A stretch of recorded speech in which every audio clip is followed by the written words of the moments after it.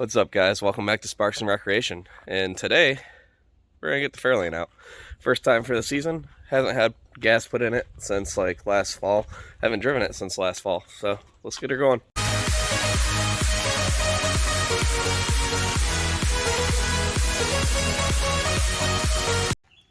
What an absolute unit. It does have parasitic draw, so I gotta get the battery plugged in here. For those who don't know, it's a 221 V8. Makes about 100 horsepower. Alright. First step is we have to figure out how much gas is left in it so I can decide which gas station I'm going to, because I don't have any gas here to add to it. The closest gas station doesn't carry ethanol free, but the farther away gas station is farther away. So let's see how this goes. This has a fuel cell thrown in it. Sorry, there's like garbage in here from us going to the drive-in, so I haven't cleaned this up yet. And yeah, she's got less than a gallon, so I guess we're going to the close one. Let's see what we got here. Also, for those that don't know, this is like extra trim for the car. This can probably get thrown away, hubcaps that we don't ever use. This car is pretty solid. The spots where they rot, still there. We put that hole just so we could get the fuel system through it, because I honestly don't care about this car for like integrity of being original. We just want a daily driver that is actually something you can get in and go a couple hundred miles if you wanted, which we've done with this car. So not in a while, so we might do that again. We're thinking about doing an actual road trip with it with the kids. Let's go.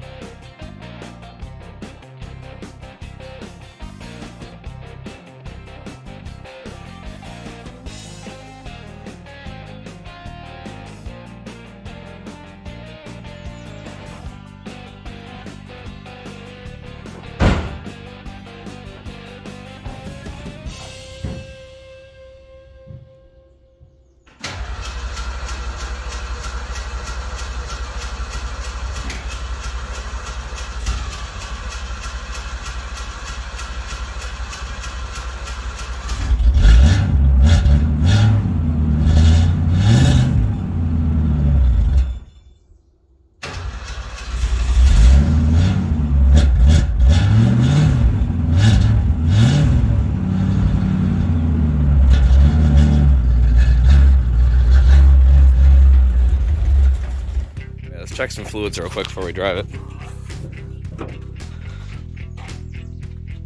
Somebody spray painted like everything in here.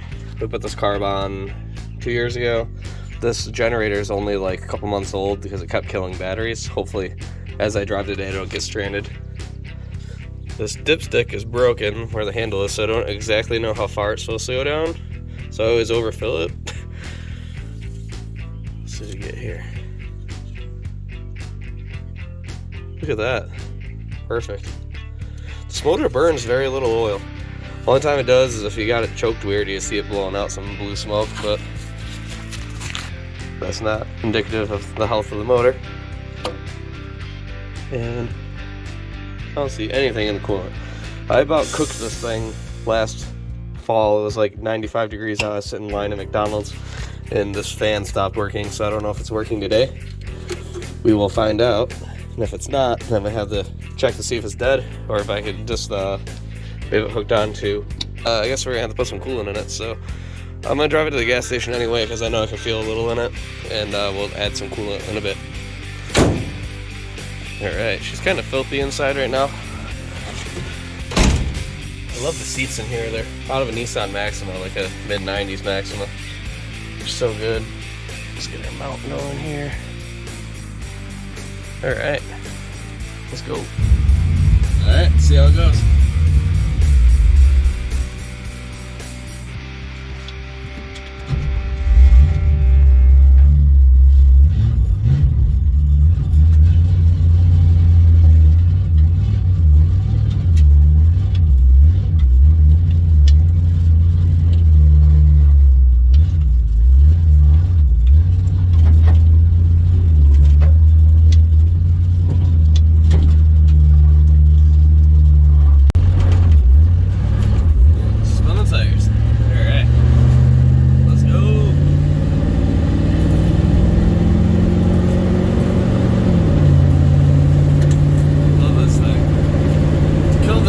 transmission in it last year. Took it out to get ice cream the very first time we drove it last spring. Come to a stoplight and the transmission basically locked up and we only had first gear. It's only a 2-speed. Took all summer to find a rebuild kit and eventually got it's called a Ford-matic 2-speed. It's like the worst transmission of all time. Finally got a rebuild kit in and got the car up and running again for the fall of last year. And we've stalled, so time to get it up and running.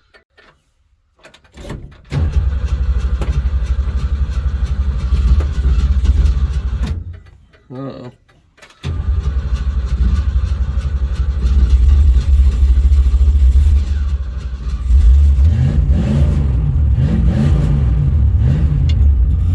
Neighbor's watching me here.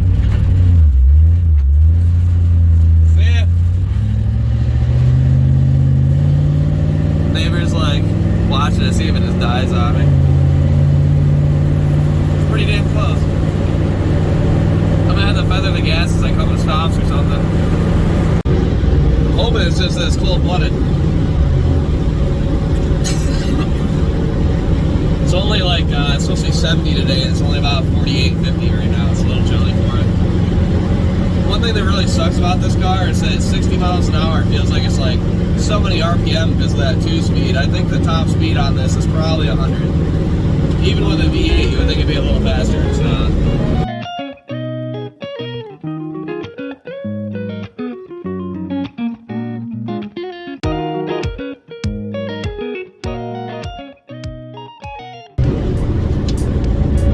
Coming into town, they're finally getting the car up to temperature, so it takes about 5 miles of actual like driving to get it to come off from cold and get into a good operating temperature so I can take the choke off. Feathering the gas anyway, just because you never know with this thing. And another problem too is that we've had issues with the generator the whole time we've had it. So I'm always worried that even though this little generator alternator light isn't on, that by the time I shut the car off, it's gonna be dead. I've been stranded like 5 times with this car, so I normally carry a spare battery with me, so in case the generator has decided to go to shit, I still have a way to fucking get home, but I don't have one with me. So hopefully, worst case scenario, I can call somebody if I need to, as I'm close to home. Alright, well, we rolled into the gas station on fumes. There's literally nothing in here. Started stalling on me. Let's fill her up. Oof.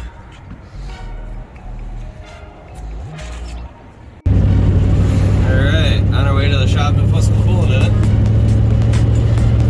Keeps stalling on me for whatever reason. No, it's up the temperature and the choke is in.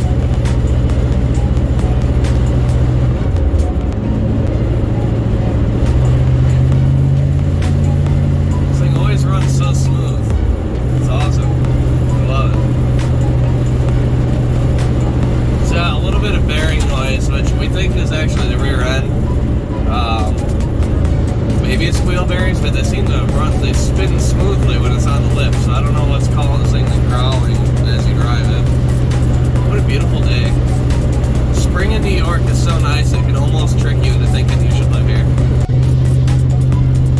Alright, so we got about 2 miles to get to the garage, and we're going to top everything off, and then I'm going to say drive it for the day.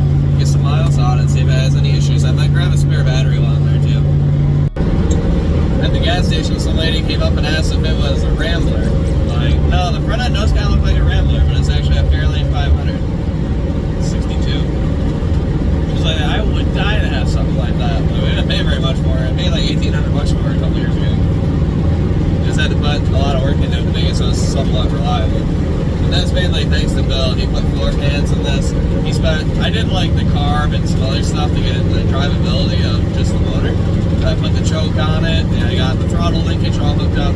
But Bill did the majority of actually making sure this thing has turn signals, headlights, tail lights, floor pan.